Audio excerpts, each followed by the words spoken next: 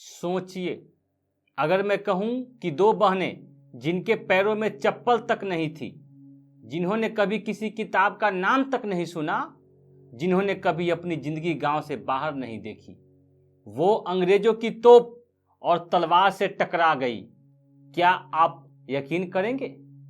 जरा एक पल के लिए सोचिए, जंगलों की नीरव रात, झोपड़ी में जलती टिमटिमाती चिराग की लौ और उसी रोशनी में बैठी दो बहनें कसम खा रही है, हम अपने खून की आखिरी बूंद तक लड़ेंगे, ये धरती हमारी है, हमारी रहेगी। ये कहानी फूलों झानों की है, इतिहास का वो पन्ना जिसे फाड़ कर आग में जला दिया गया, लेकिन उनकी चीख आज भी हवा में तैरती है, पेड़ों की शाखाओं से, मिट्टी की खुशबू से, नदी की धारों से।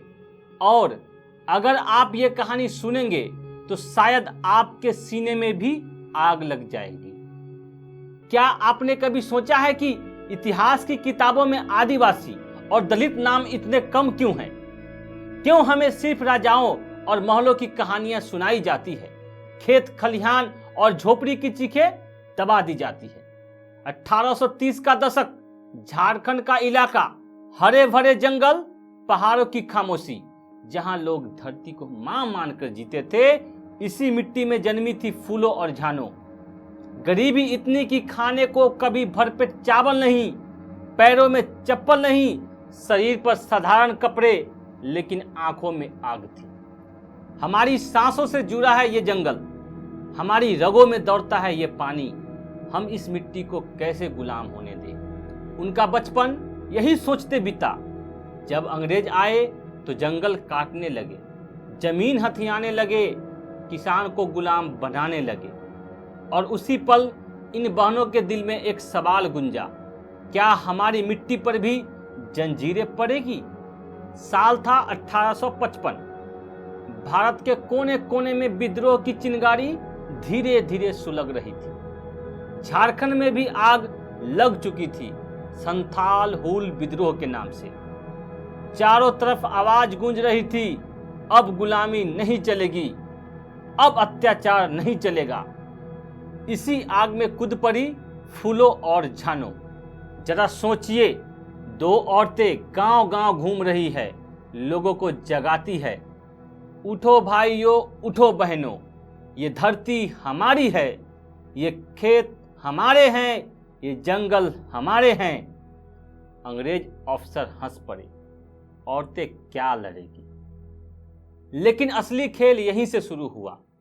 फूलों और झानों ने जंगलों को हथियार खाना बना दिया, पत्थर तीर में बदले, लकड़ी भालों में, कुल्हाड़ी खून की प्यासी औजार में।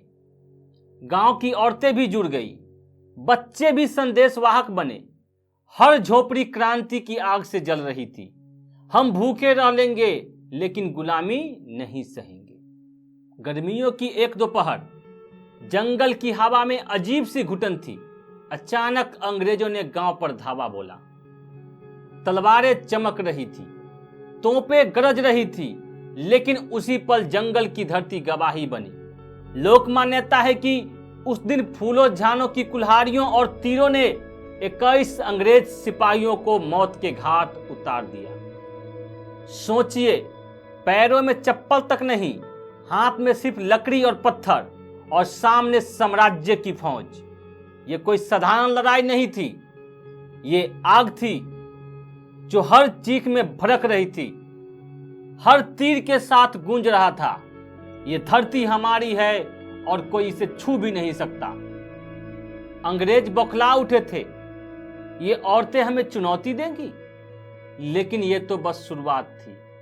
गांव की औरतें भी तीर चला रही थी, बच्चे भी पत्थर फेंक रहे थे, हर चीख बगावत बन रही थी। लोग कह रहे थे, हमारी मिट्टी हमारी जान है, जो भी छीनेगा वो शमशान है।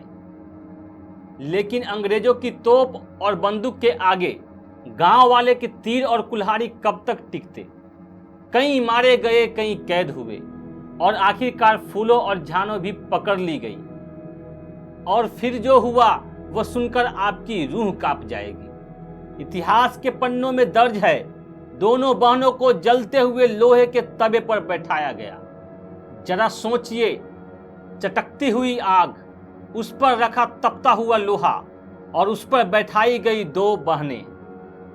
उनकी चमड़ी जल रही थी, खून उबल रहा था, हड्डियां टूट रही थी, लेकिन उनके होठों से निकला सिर्फ एक शब्द, हिंदुस्तान जिंदाबाद, हिंदुस्तान जिंदाबाद। जरा सोचिए वो मंजर, जब दो गरीब बहनों की चीखें पूरे गांव में गूंज रही होंगी, हम जल गए पर झुके नहीं, हम मरे पर हार मान कर नहीं। ये खून खौलाने वाली घटना इतिहास का सबसे काला दिन था। आज झारखंड में लोग फूलो झानो को याद करते हैं। इतनी बड़ी थी उनकी कुर्बानी कि आज उनके नाम से कॉलेज चलते हैं, अस्पताल खुले हैं और दुमका का फूलो झानो चौक हर राहगीर को उनकी कहानी सुनाता है। हर साल 30 जून को झारखंड में हूल दिवस मनाया जाता है, जहां फूलो झानो की शहादत को याद किया जाता है। लेकिन क्या पूरे हिंदुस्तान ने उन्हें अपनाया? क्या स्कूल की किताबों में उनका नाम है? नहीं, क्योंकि सत्ता की कलम ने तय किया है कि झोपड़ी की औरतों का नाम इतिहास में दर्ज नहीं होगा।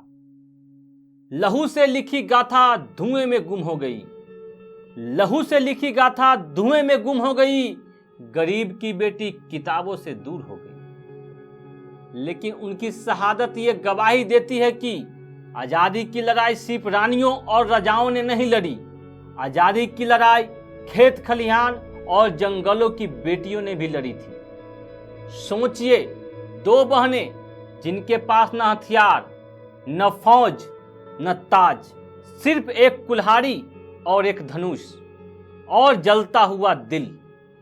इतिहास का काला सच यह है कि उन्हें जिंदा जलाकर मार दिया गया। अब फैसला आपका है। क्या हम इस चुप्पी को तोड़ेंगे?